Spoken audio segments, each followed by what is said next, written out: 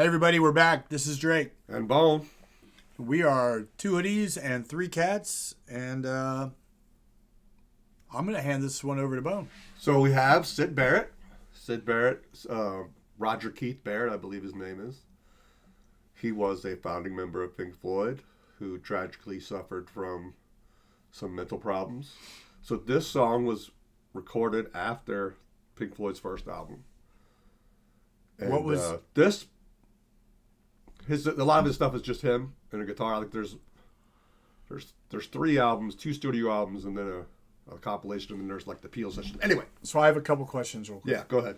So first off, we got the whole Sid Barrett conversation really erupted when we did the Problem video with Nova Rockefeller, and she mentioned Sid Barrett in that. And it's interesting that somebody in today actually that connected, so it got Bone's brain going in. I know who Sid Barrett is. But you keep not really heard. But I never really heard Sid Barrett, and to be honest, the first Pink Floyd album that really caught my attention was Dark Side of the Moon and The Wall. I owned Wish You Were Here, and a bunch of those albums I had, and then there was a Momentary Lapse of Reason, which was later, and there's another album in that early era that I can't remember, but it had some really crazy tracks on it. I can't remember the name of the album, but I couldn't even tell you what their first album was, and aside from David Gilmour and Roger Waters and who was the other guy? Rick Wright, Nick Mason. Those are the 3 that outside of him that I could name, and beyond that, right. I know that it's just David Gilmour now. So Gilmour was friends with Sid. I believe they went to school together, and so he came in. Sid was still in the band when David was there, and then eventually Sid just couldn't perform. They just didn't. One day they didn't pick him up, and so David kind of took over, and then Roger took over the writing. But the Pink Floyd of the early 60s was a psychedelic jam band. And there was even people that were disappointed at their first album. But their first album, and I think he had one song on the second album, which I think it was Bob Dylan Blues, maybe. Anyway, Jug Band Blues. The music is so different in Pink Floyd's first album than stuff off the Wall or Dark Side of the Moon. But this is even different still. So I like the raw, stripped back way and I just love Sid the way he writes and his structure, and he's just a quirky fellow, and I don't know if it's like a quintessentially British thing, but man, it was incredible. It heavily influenced me. Okay, so this was the first song that I heard that just blew me away. So I've never actually. Hey, you need to chill out. The terrorist is in my lap. She's the 4th cat, but she's might not really be a cat. She's called Faux Kitten, and she's a terrorist. So this is someone I've always been interested in. I've heard all kinds of stuff about him. I don't think to be honest, I don't think I've ever heard anything by him. I can't tell you if I ever heard a Pink Floyd song. Well, I've got a Pink Floyd song, one of his songs. All right, cool. Because for me, it was always David Gilmour and Roger Waters. And I got so into Roger Waters, I even had a Radio Chaos, the solo. Well, Sid was the principal writer in the early days. And then it was Roger. And then Roger took over. And of course, obviously, David wrote a lot of stuff. But Roger was the main lyricist and was the main driver of the band for many years. All right. So we're going to get into this. This is Sid Barrett, man. Here we go. Sid Barrett, Baby Lemonade. Yeah. The BBC... I think this is. I'm not sure if this is from 19. I'm not sure why that's there, but this was the best version. All right, cool. Let's do it.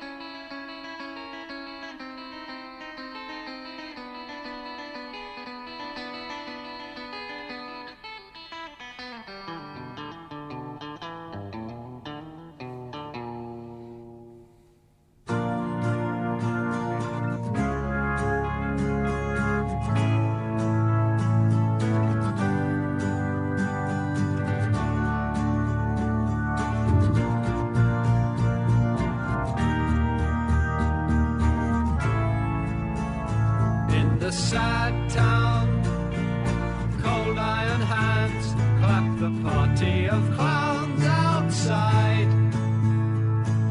Rain falls in grey far away.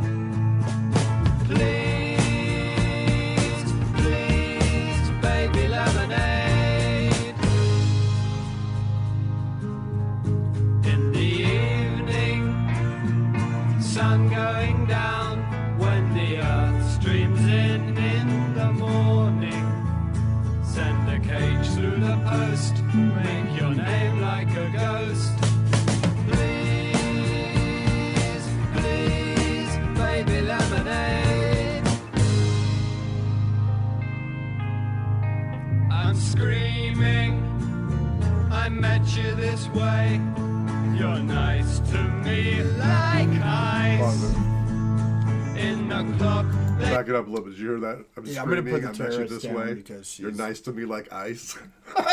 You're nice to That's me. classic Sid Barrett. About there. And so his lyrics, it's like if you think about Beck, like a modern version of Beck, it's like there's cool stuff in there, but it's somewhat nonsensical. I mean, on the surface, but there's really deeper meaning. Nirvana's lyrics were that way. I was gonna say Nirvana's one of those bands. Yeah. Where if you just listen to the lyrics as they are, sometimes you're like, Right. and Well, it's back a then lot Beck of was the a little same more thing. funny. And, Right. yeah, but then when you really start listening to it and you really kind of get what they're saying, Right. there's, Even John Lennon, a little yeah, bit. yeah, and that's another one that we're gonna have to get into. Oh yeah. Yeah, 'cause Anyway. I think there's a whole host of his stuff that you probably never heard. Oh, I would agree. I'm like just barely just the surface. Let us know if you want to. What if you want Drake to go down the Lennon rabbit hole? The Beatles and John Lennon rabbit hole. Yes. All right, here we go. I hope it went back far enough. I'm screaming, I met you this way. You're nice to me like ice. In the clock they sent through a washing machine. Come around, make it soon, so alone. Please, please, baby lemonade.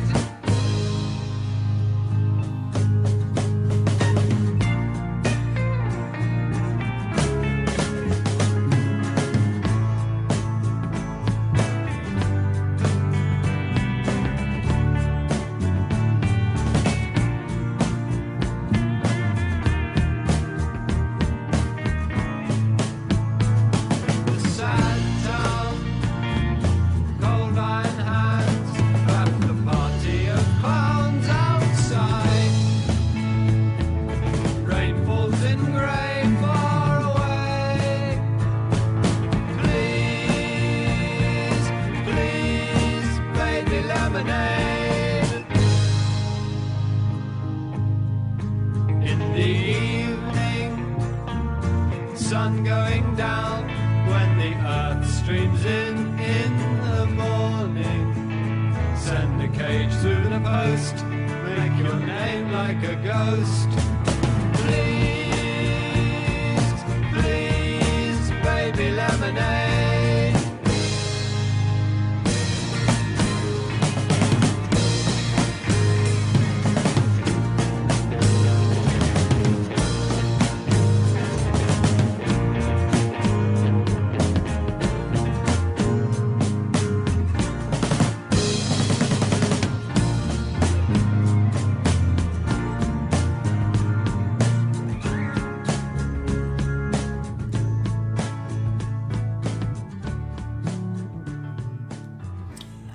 I don't know what I was expecting from Sid Barrett, but I mean, it sounds like Pink Floyd, but I didn't know what to expect vocally, because he plays guitar and sings, right? Yes. And He then did when background vocals on that one, too. it started up real basic, and then it all filled in. It was really great. I liked it. Yeah. Well, and what's interesting about Sid Barrett is a lot of times his songs, because I think of his mental state at the time, they're right on the edge of going off the rails. Yeah, this was like the Baby Lemonade part. It's like everything makes sense, then Baby Lemonade. It's almost yeah. like that's a friend of mine. We do this podcast thing, and we do some stuff, and the joke is the safe word is banana. So if the conversation is going somewhere you don't want it to go, just say banana. So maybe it's like, I guess, like a conversational safe word. That's interesting. I've never heard that. Yeah, it's like maybe baby lemonade is like I don't know. Well, to me, it's like I find it interesting. There was this band that I knew called Shagnaps, and they had the song. I don't remember what the situation was, but I had this idea in my head.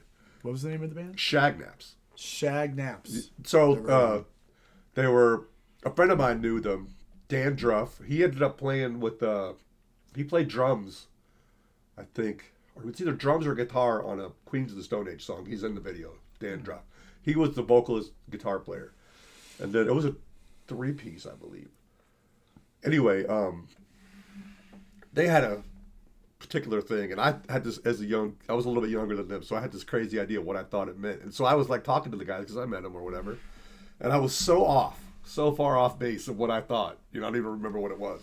But then you think that Baby Lemonade, maybe because he's talking about being lonely. He said, "Come around, make it soon, so alone." Yeah. And so maybe he's thinking, "Please, Baby Lemonade," like he's remembering someone fondly when they would have lemonade when they would. Or it's funny maybe that's like it's maybe not a safe word, but let's have a meeting kind of a thing. It's funny that you say the whole thing. You thought you had this figured out, but then you met him and realized that way you off. And that guy laughed. It's like you hear music back in the day.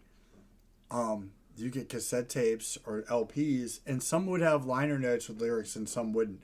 And you'd be listening to music, and you would think you had the lyrics down for years. Then finally, sometime later, you would find out what the actual lyrics were, and you were wrong. Totally and wrong. You're like, oh my word, that still occurs today to me, where I'll hear a song and I'll see the lyrics. I'm like, I always thought they were saying this, and you were realizing right. Have you ever had a situation where it's like you thought they were saying, but you hear it differently? Like you hear a song 20 years later, you just hear it totally differently than when you. Yeah.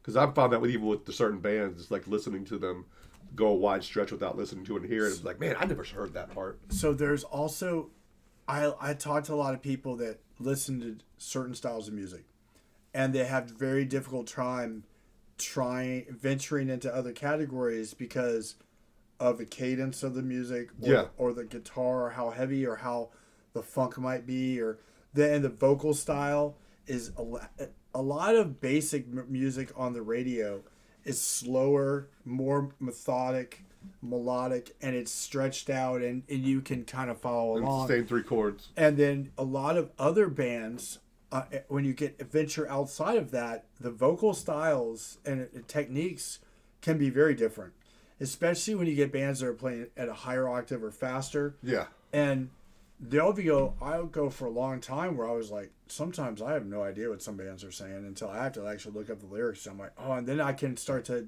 identify it, and I can get used to it. And some people just avoid that certain music because they have trouble connecting with it.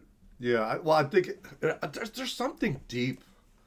Like, for example, when we were talking about Black Sabbath, there's just something about it that just hits me in a place that most music, because it's not like I want to stick my fingers up in the air and shake my head back and forth. It's like, there's something spiritual about it. Sublime hits me that way. It hits me. It's just this. It's a meaning within a meaning in my soul, for lack of a better term. And I know what you're talking about, because it's certain bands, and then it's certain times in my life with things that were going on, and certain songs hit me because of those. They take me to those times. But there are a number of bands for me that it'll be like, oh, it's just. And it does the opposite. It's repulsive, and it's not the artist's fault. And but some like with you, like where Black Sabbath's concerned, there's a couple bands that if I open the door, I'm down that rabbit hole for a hot minute, because I'm just like choo. And it's funny how a number of them are English bands. Yeah, I think there's something about the English sensibility that appeals to me. Like Led Zeppelin for me is that, like where you are with Black Sabbath. Well, I love Led Zeppelin also. That's how I am with Led Zeppelin, and it's like when I was first introduced to Led Zeppelin, I wasn't really familiar. I'd heard of them, but I didn't know much about them, and it was like somebody opened the floodgates. Yeah. And it was like the first 5 albums, I was just like, I got disappointed after that because I liked everything after it, but it's nothing compares to those first. They're 5 phenomenal, minutes. man. Yeah.